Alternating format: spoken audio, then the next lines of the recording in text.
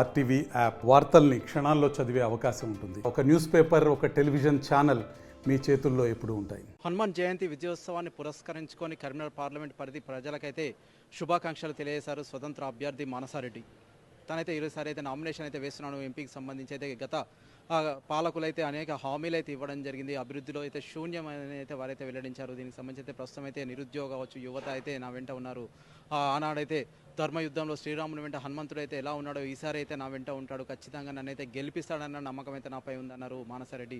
ప్రస్తుతం అయితే దీనికి సంబంధించి అయితే వారైతే నిరుపేదలు కావచ్చు, అంతేకాకుండా బంధుమిత్రులు, ఇతరత్ర రైతులు వీరైతే నాకైతే రూపాయి పోగు చేసి అయితే ఇవ్వడం జరిగింది. నామినేషన్ సంబంధించి అయితే నేనైతే వారు ఇచ్చిన నాణాలను అయితే నామినేషన్కి అయితే ఉపయోగిస్తున్నాను, వేస్తున్నాను అని చెప్పేసి అయితే తనైతే 25,000 రూపాయల నాణాలని తీసుకొని అయితే రావడం జరిగింది. గంపలో తీసుకొని వచ్చి కరీంనగర్ రిటర్నింగ్ అధికారి పమేలా సత్పతికి అయితే అందజేయడం జరిగింది. నామినేషన్ అయితే దాఖలు చేయడం జరిగింది. ప్రస్తుతం దీనికి సంబంధించి అయితే అందరైతే ఆశ్చర్యంగా చూస్తున్నారు. అసలు 25,000 రూపాయల నాణాలు తీసుకురావచ్చు వేయడం అనేది చూసి అయితే అందరైతే ఆశ్చర్యం అనేది వ్యక్తం చేశారు. ఏదైనప్పటికైతే 25,000 రూపాయలు అయితే నాణాలు తీసుకొచ్చి అయితే తనైతే పార్లమెంట్ నామినేషన్ అయితే వేయడం జరిగింది. ప్రస్తుతం అయితే ప్రతి ఒక్కరూ నిరుద్యోగ కావచ్చు, యువత నా వెంట ఉండాలని అయితే నేనైతే వేడుకుంటున్నానని చెప్పేసి అయితే వారు ఓటర్లను ఉద్దేశించి అయితే ప్రసంగించడం జరిగింది. ఏదేమైనప్పటికైతే తనను ఈసారి అయితే ఖచ్చితంగా గెలిపిస్తే నేను అందరికైతే న్యాయం చేస్తాను, నిరుపేదలు కావచ్చు, యువతనైతే ప్రధానంగా ఉద్దేశించి అయితే వారైతే ప్రసంగించడం జరిగింది. ఏదైనప్పటికైతే ఖచ్చితంగా ఈసారి బరిలో ఉంటున్నాను. గత పాలకులైతే ఎన్నో హామీలు అయితే ఇవ్వడం జరిగింది, వాటిని అయితే మార్చడం జరిగింది.